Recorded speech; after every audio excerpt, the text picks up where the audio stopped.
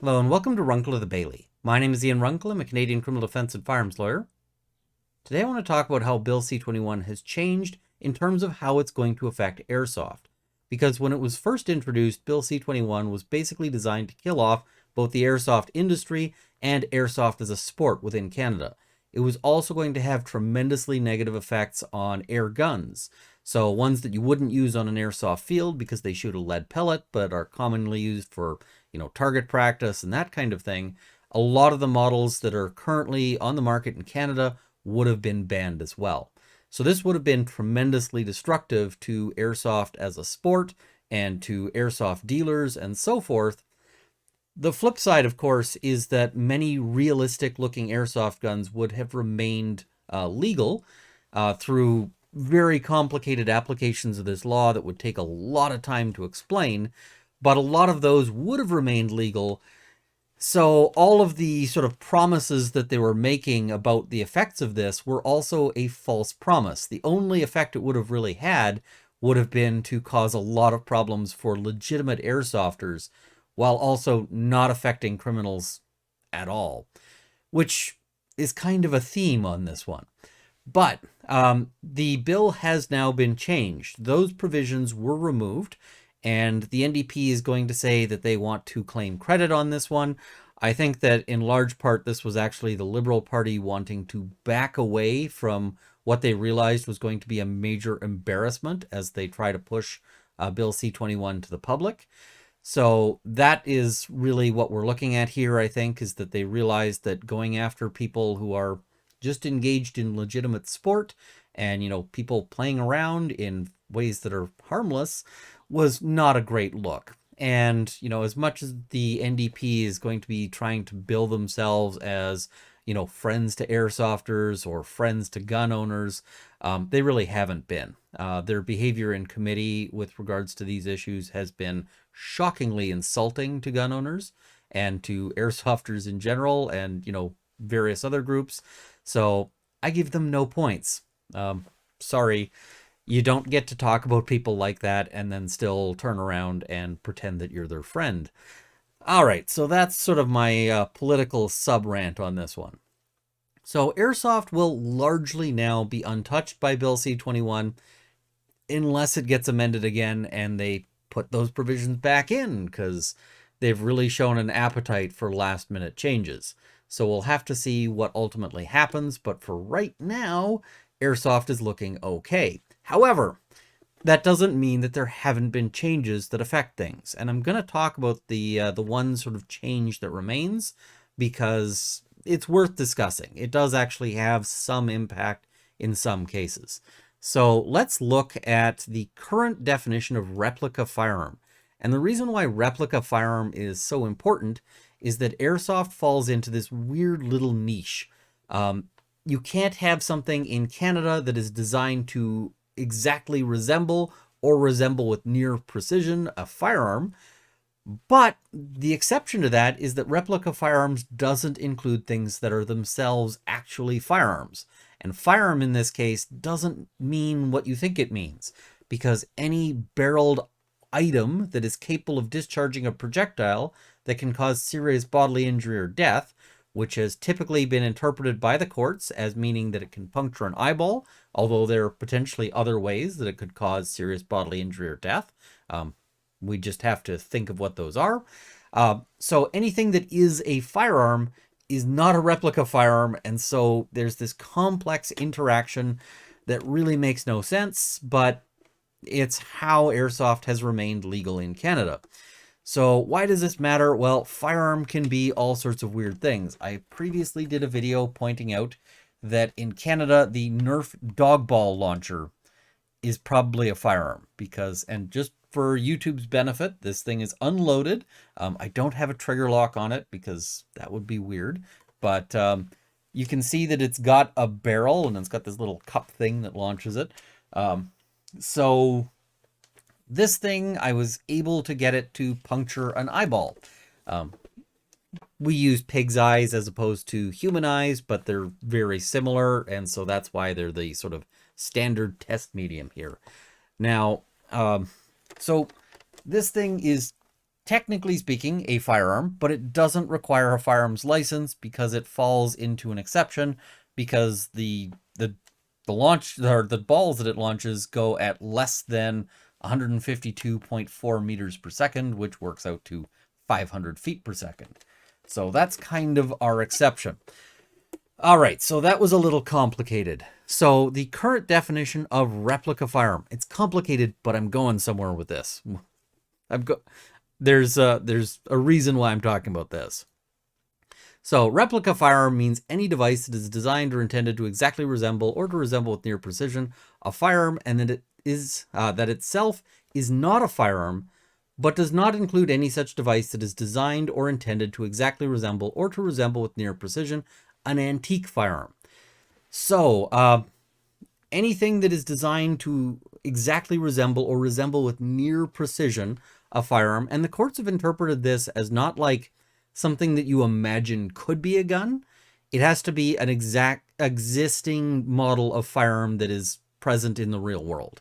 So just because something looks like it could be a gun, it has to actually match, you know, for instance, the Smith & Wesson, like this model. So that's a critical element of these things. Exceptions are if the thing is itself a gun, because otherwise that would be a problem. If you have a gun that looks like a gun, it would be banned. They didn't want that interpretation because that would be very weird.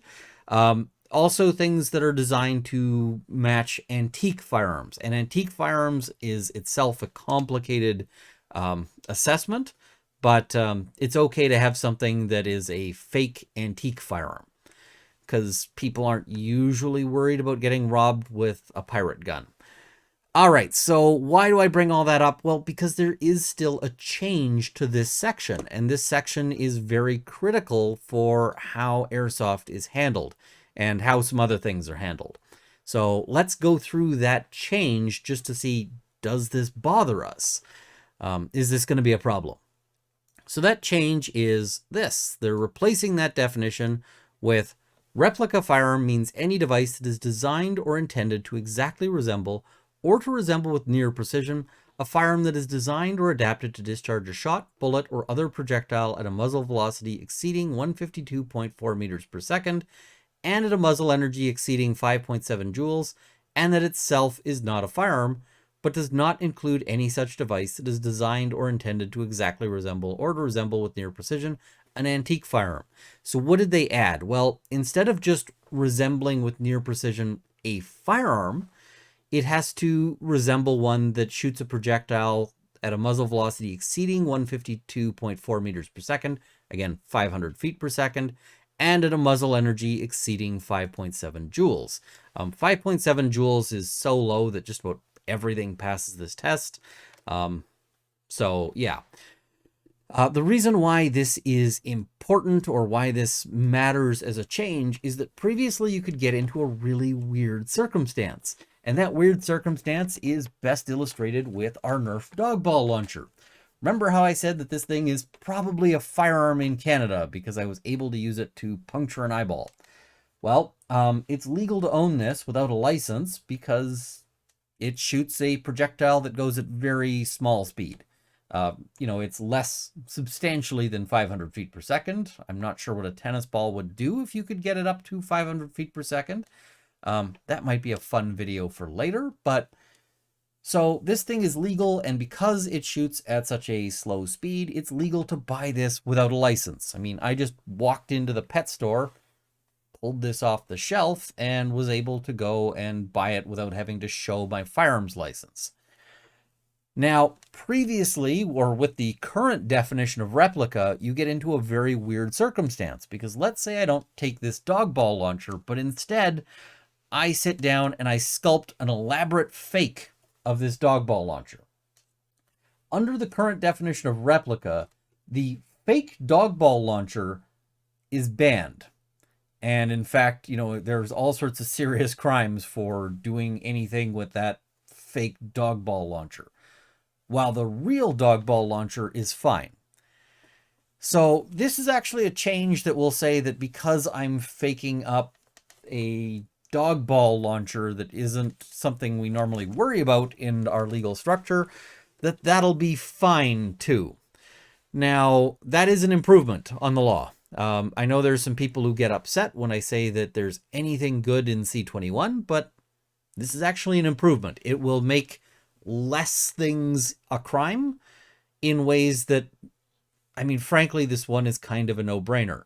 I would have gone a little bit further, of course, in changing this. I would have said that replica firearm, I would have just imported the entire definition of firearms that you don't need a firearms license for, because we do still have some very stupid possible edge cases that come up. And one of those stupid edge cases is, I mean, this one is kind of funny and kind of stupid, and I hope nobody ever gets prosecuted for it, but I have actually watched somebody possibly, I say possibly, commit this as an offense because I don't actually know for certain. But let's say you have a nail gun. Well, a nail gun shoots a projectile that is capable of causing serious bodily injury or death, because I can pretty much guarantee you that if you put a nail gun up to your head or up to your eyeball and pull the trigger, you're going to suffer a serious injury. That's going to be bad for you in ways that you probably, you know, don't like. So that's it's a fairly obvious application of the law there, but a lot of them do shoot over 500 feet per second, but they are exempted from being considered as full firearms because they're, you know, sort of industrial fasteners. And this is important in Canadian law because otherwise you would need to have a firearms license to have a nail gun. But you still need, or there's still a problem that it is illegal to have a fake nail gun in Canada. Real nail gun, no problem. You can buy that with no license. Fake nail gun, banned item. And it makes no sense. Now, I should probably do a video just on this, but Penn and Teller have an act.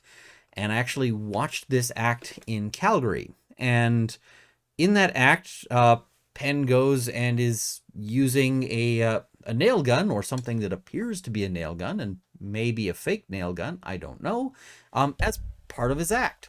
And if it's a fake nail gun, then there's a problem. And if it's a real nail gun, there may be other problems. I should do a video just analyzing the legal implications of that act, but I don't know. I got to decide on that one. But so there's still weird edge cases that come up in this law. I think that they could have removed more of those, but they are weird edge cases, and I'm hoping that the Crown prosecutors would decline to think, you know what, I really want to send somebody to jail for a fake nail gun. Unless you were doing it like to rob a liquor store or something, in which case they can still just get you on the robbery.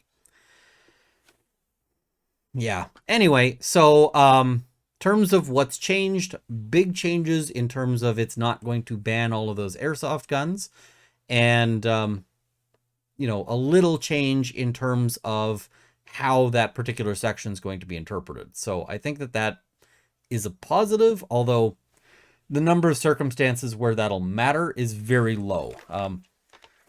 Practically speaking, nobody is making fake dog ball launchers. But it is what it is. Anyway, lots of requests to explain this one, so I wanted to go through and kind of clear it up, including talking about that really weird application.